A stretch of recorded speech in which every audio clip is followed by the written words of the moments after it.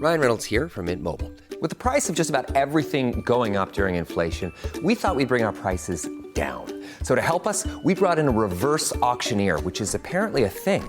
Mint Mobile Unlimited Premium Wireless. How to get 30, 30, bit to get 30, bit to get 20, 20, 20, bit to get 20, 20, bit to get 15, 15, 15, 15, just $15 a month? Sold! Give it a try at mintmobile.com/switch. $45 upfront payment equivalent to $15 per month. New customers on first 3-month plan only. Taxes and fees extra. Speed slower above 40 gigabytes. See detail.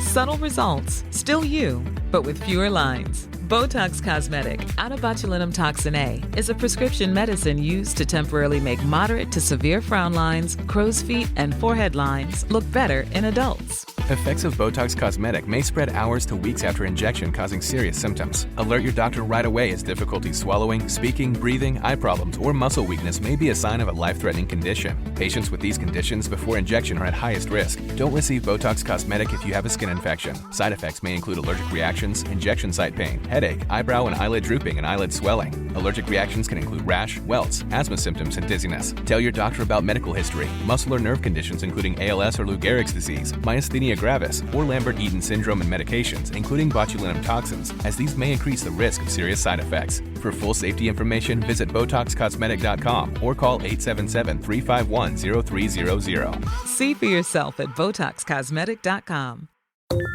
With Uber Reserve, you can book your Uber ride in advance, 90 days in advance. Perfect for all you forward thinkers and planning gurus. Reserve your Uber ride up to 90 days in advance. Uber Reserve. See Uber app for details. I'm James McComb, reporting live from home in my bathrobe and slippers. Tonight, we're talking Dunkin' Polar Peppermint Coffee. Gene's here with the latest. Gene, do you copy? The home with Dunkin' is where you want to be.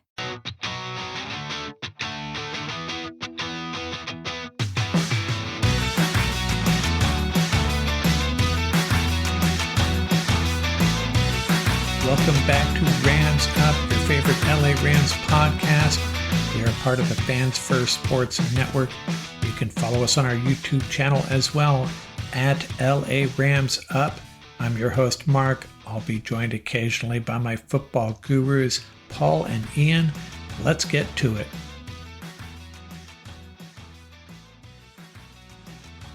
What's going on, Ram fans? We have made it to episode 600. Hard to believe. What do we got for you this episode? I'm going to have my Week 14 Rams Up straight up game picks at the end here. Get through some news and notes first. Kyren Williams is officially the Rams nominee for the Walter Payton Man of the Year Award. I think this is really important stuff. Kyren, very active locally in charities, the United Way, the LA Rams wheelchair football team, event captain for LA Rams Night for Wishes, and a bunch of other stuff. So maybe he'll bring that award home for the Los Angeles Rams. And Kobe Turner on The Masked Singer. I saw a snippet of it. Pretty talented. Not sure how that show turned out, though. And Braden Fisk, the second Ram to win Defensive Rookie of the Month. Fisk wins it for November. Jared Verse won it back in September. On the season, Braden Fisk, 35 tackles, 6 sacks, 2 forced fumbles, 2 fumble recoveries, 8 tackles for a loss, and 6 quarterback hits, and he almost had a scoop and score, got called back. And I am going to share a new sports pet peeve with you at this time, and it's regarding the college football playoff. Houston, we have a problem. Expanding to 12 teams, we thought that was going to put an end to the controversy. And, you know, this is better. This is much better than what we had before, but still kind of sucks when you consider that in the round of 8, Oregon will likely be playing Ohio State if Ohio State can get past Tennessee. And I'm not trying to belittle any of these teams that are in the college football playoff, and I'm assuming they're probably going to lose. Just my best guess here. Ohio State advances, and Oregon and Ohio State, who some would argue are the best 2 teams in the country. Right now, Ohio State ranked 6th.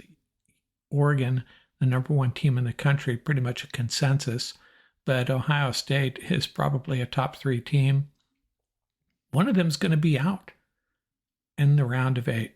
Meanwhile, Notre Dame, They'll probably get by Alabama, and they'll probably get by SMU. Not too much of a problem with that.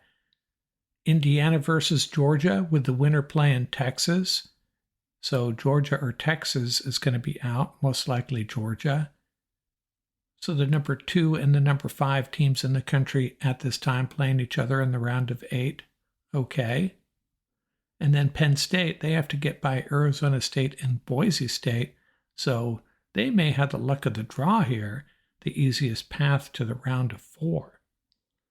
But the biggest problem I have is Oregon and Ohio State right now slated to play each other in the round of 8. Not good. There's got to be a better way. And I know there are predetermined rules, and we have to go by them, that slot these teams in various spots in this top 12. But the Ducks versus the Buckeyes in the round of 8 really kind of sucks. Before we move on to the injury report and my Rams Up Straight Up picks, let's do a little segment here, the Rams' path to the playoffs. Where are we at right now? Well, the Seahawks are at the top of the division, and by the way, their only realistic path is winning the division, right? Rams need to win the NFC West. So we have the Seahawks at the top with a 7-5 record, 2-2 in the division. The Cardinals and Rams, identical records, 6-6, 2-1 in the division, but the Cardinals have beaten the Rams head-to-head. And then the 49ers bringing up the rear, 5-7 with a 1-3 divisional record. Now, over the next 2 weeks, the Seahawks play at Arizona, and then they host the Packers, and I'm predicting they're going to lose both of those games. The Cardinals, 6-6, I'm thinking they're going to beat the Seahawks at home and then go on to beat the Patriots as well, also at home. And the Rams, they're going to have to split these two with the Bills and 49ers. It would be ideal if they won that divisional game, beat the 49ers. So let's say that happens. And the 49ers beat the Bears, but then lose to the Rams. So where would that leave us heading into Week 16? The Cardinals, winners of 2 straight, would be back on top, 8-6 with a 3-1 divisional record. The Rams, 7-7, also with a 3-1 divisional record. The Seahawks have slipped to 3rd place, 7-7 with a 2-3 record. And the 49ers, 6-8, but just 1-4 in the division. Weeks 16 and 17, the Rams travel to New York to play the Jets and then come home to play the Cardinals. Got to win them both. Cardinals will beat the Panthers in Carolina, come back to the West Coast and lose to the Rams. The Seahawks will lose to the Vikings in Seattle and then go to Chicago and beat the Bears. And the 49ers, they get Miami and Detroit, and I think they're going to lose both of them. And even if they split them, they're both non-divisional games, so it doesn't help them as much as if they were beating one of their divisional rivals. So heading into Week 18, the Rams would be on top with a 9-7 record, a 4-1 record in the division. The Cardinals also 9-7, 3-2 in the division. Seahawks 8-8. 49ers 6-10. So it really comes down to, in this scenario, that last weekend, the Seahawks at SoFi, the 49ers at Arizona, and man, it still gets messy. If the Seahawks were to beat the Rams, they'd both be 9-7. If the Cardinals beat the 49ers, they would win the division in that scenario. If the 49ers beat the Cardinals and the Rams beat the Seahawks, oh man, I don't even want to go there. What we would want to happen is the Rams take care of the Seahawks and the 49ers take care of the Cardinals. It gets really messy. Hey, we will be entertained. If nothing else, it's going to be a ride. Rams got to keep on winning, though. Now, keep in mind, though, if the Rams and Cardinals both win on that final weekend, they would have split their 2 games, and the Rams would have the better divisional record and would win the division. That is the most likely path to the playoffs for our Los Angeles Rams. 10-7, winning the tiebreaker with the Cardinals. And now for the injury report. Dalton Kincaid, Keon Coleman, and Taylor Rapp among the Bills who are limited. Now, this is from Wednesday. Haven't seen their Thursday report yet. And for the Rams, looking pretty good, although Jared Verse did show up on the report Thursday, limited due to an ankle injury, and Lyric Jackson is also limited. Tyler Higbee, sounds like McVay is starting to hedge a little bit. Maybe he will play against the Bills. Hey, and a heads up, our next drop will be a crossover segment with Silas Whittle, a Bills podcaster. Do a little crossover segment with him. Keep an eye for that. Should be a lot of fun. Back in a second with our Rams Up Straight Up game picks. This episode is brought to you by State Farm. You might say all kinds of stuff when things go wrong, but these are the words you really need to remember. Like a good neighbor, State Farm is there. They've got options to fit your unique insurance needs, meaning you can talk to your agent to choose the coverage you need, have coverage options to protect the things you value most, file a claim right on the State Farm mobile app, and even reach a real person when you need to talk to someone. Like a good neighbor, State Farm is there. Blinds.com Cyber Monday Last Chance is happening now. Don't miss out on up to 45% off site-wide. A Blinds.com design expert can help you make the perfect selection on your schedule. We can handle everything from measure to your whole home installed for one low cost. With over 25 million windows covered, Blinds.com is the #1 online retailer of custom window coverings. Save up to 45% site-wide, plus a free professional measure right now at Blinds.com. Rules and restrictions may apply.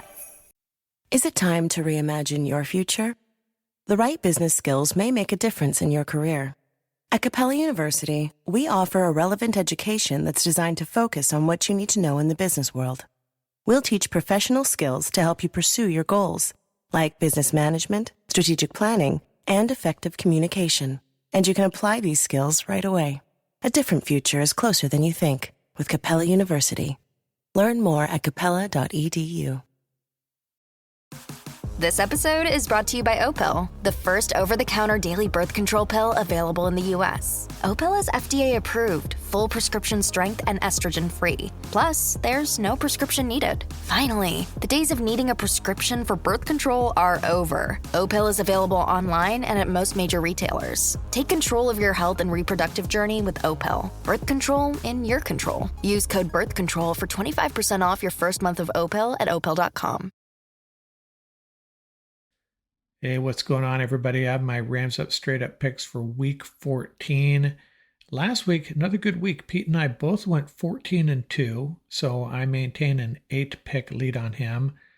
So let's see, we differed on 2 picks, and we split them. I had picked the Dolphins over the Packers Thanksgiving evening, and I got slammed on that one, obviously. And Pete had picked the Jets over the Seahawks, so he got that one wrong. Almost got it right, so if he had a chance there to pick up 2 games on me, but he did not. And so we go into week 14. I have that 8-pick lead, 127 right, 68 wrong. We got 6 teams on byes this week, so an abbreviated schedule. And let's see, what do we got here? We will start with that Thursday night game, Lions at the Packers. Lions favored by 3.5. Lions have won 5 out of the last 6, including earlier this year in Green Bay. A Lions win here will pretty much relegate the Packers to a pursuit of a wild card spot. Maybe they already are, but they have a shot at winning this division if they can beat the Lions. Still have to leapfrog over the Vikings as well, though. But I think the Lions are going to sweep the Packers here, win in Green Bay as well. And I just think they're the better team. Packers, I'm not completely sold on them. Jordan Love, Jared Goff, man, it's a tough call. I know most people probably will still lean towards Jordan Love. Not me. I'll take Goff any day of the week, and I think the Lions win here. Jets at the Dolphins -6. Miami barely breathing, and the Jets are a mess. Dolphins will win here. Falcons at the Vikings. Vikings favored by 5.5. If the Falcons go in tied, so the Falcons go in tied with the Bucs here atop the NFC South, but they've beaten them twice. The Falcons have beaten the Bucs twice. Meanwhile, the Saints, they had a shot to climb back into it if they had beaten the Rams, couldn't get it done. And this is a big game for the Vikings, too. They win, and suddenly they're even with the Lions if the Lions lose to the Packers. So the NFC North is going to be wildly entertaining if the Vikings win here and the Packers beat the Lions. Man, it's going to be crazy. But I think the Vikings will win this game. And, they have some work to do to leapfrog over the Lions, even if they do win here. But man, the Vikings win, Packers win. It's going to be a lot of fun in a very, very talented NFC North. Saints at the Giants, +5. Drew Lock back at quarterback. Saints, they're definitely a better team than the Giants. Go on the road, always a tough assignment in New York, but I think the Saints win here. Panthers at the Eagles by 12.5. How much time do we want to spend talking about this game? I'm done talking about this game. Eagles will win pretty easily. And I think that point spread may be spot on, actually. Browns at the Steelers -7. Both of these teams put up points last week. Surprisingly, the Steelers put up 44 on the Bengals. The Browns gave the Broncos defense all they could handle. Steelers trying to stay ahead of the Ravens in this division, the AFC North. Steelers have the Eagles next, and then the Ravens in Baltimore. The Ravens have a bye this week, and then they play the Giants before the Steelers come to town. So the Ravens could really make some noise here in the next few weeks. Steelers have to hold serve, have to win this game, and it's not going to be easy. These divisional matchups in the AFC North are always slugfests, but I think the Steelers will figure it out. Jaguars at the Titans. Now I see the Titans are favored by 3.5. They play really good defense, and I think that'll be the difference here. Trevor Lawrence may play. He probably shouldn't, but I'll take the Titans in that one. Raiders at the Bucks. Bucks favored by 6.5. If this was in Las Vegas, I would take the Raiders, but at least I'd be tempted to. Raiders gave the Chiefs all they could handle last week. That was a really good game, and things got mucked up at the end there by the Raiders and by the refs. But Bucks have a lot more to play for at this point. Bucks now tied with the Falcons right now. Falcons have beaten them twice, so they need to get one leg up on the Falcons, and they can't afford to lose this one. Got to win this one. Seahawks at the Cardinals. Cardinals favored by 3. Monumental game in the NFC West. If the Cardinals lose this, they've already lost to the Seahawks once a couple of weeks ago. If they lose here, they're pretty much done in their pursuit of an NFC West title, in my opinion. The math just doesn't work out well for them. And I think the Cardinals are going to win this, though, and get some revenge on the Seahawks. Really tough game to pick. Two really unpredictable teams. I have a feeling this will be extremely entertaining, though. I'll take the home team. Then we have the Bears at the 49ers. 49ers favored by 4, and that point spread gives you an idea of what a mess the 49ers are. I think if their roster was squared away, it'd probably be a double-digit point spread.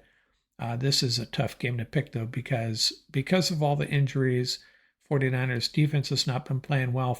Bears actually have been, pretty competitive, right? I mean, you see what happened at the end of the game there last week.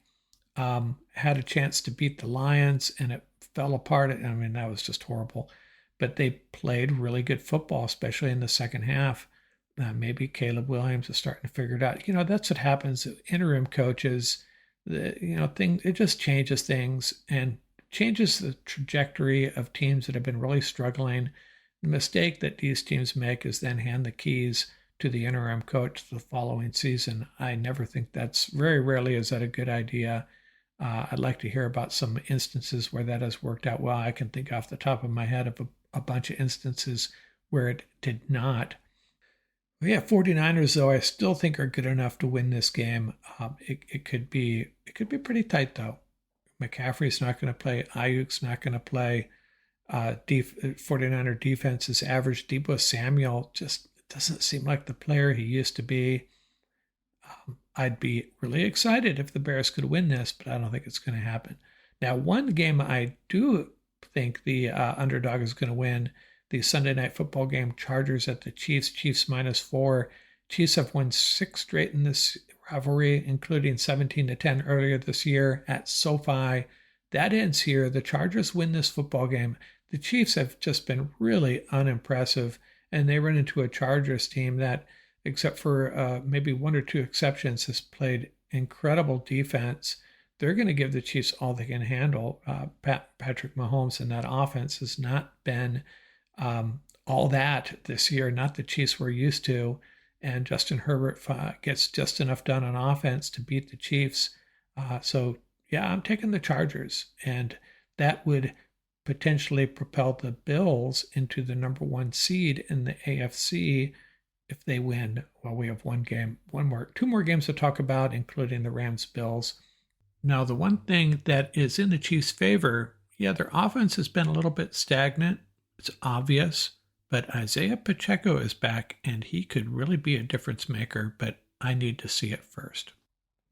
Bengals at Cowboys, and the Bengals defense just got smashed by the Steelers last week, but Joe Burrow versus Cooper Rush, I'll take Joe Burrow. The Bengals win on the road. And then we have the Bills at the Rams. Bills favored by 4.5. I'm surprised it's not more, actually. We talked about this at the roundtable. Not a good matchup for the Rams in a lot of ways. They're not going to get to Josh Allen that much, and if they do, be careful what you wish for. He will escape and do major damage throwing on the run and just running. This is a very well-balanced Bills team. Do the Rams have a shot at winning this? Yeah, I think they have more to play for. This game certainly means a lot more to them. But the Bills aren't going to, I don't think you're going to catch them sleeping. They're not looking ahead to any other major matchups. They have the Rams in their sights at SoFi. Remember what happened last time they played, that Thursday night season opener after the Rams had won the Super Bowl, and that was dreadful. One of the worst one of the most deflating performances by our Rams that I can remember. Probably up there in the top 3 or 4 of the last few years. Don't get me started on that topic. But very rarely do I pick against the Rams, but I have to in this one.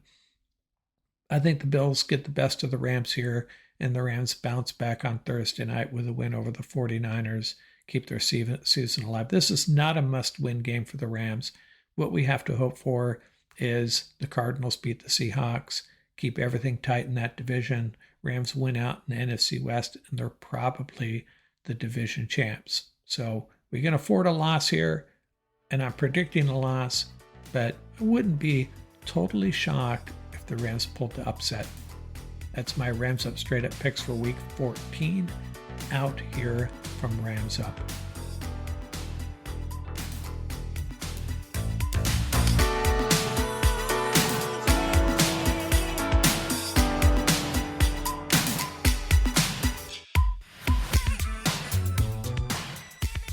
That's going to do it for this episode. Remember, you can reach us at ramsuppodcast@gmail.com. And don't forget about our YouTube channel. Our handle is at laramsup.com. Till next time, keep the horns up, stay safe, and have fun out there.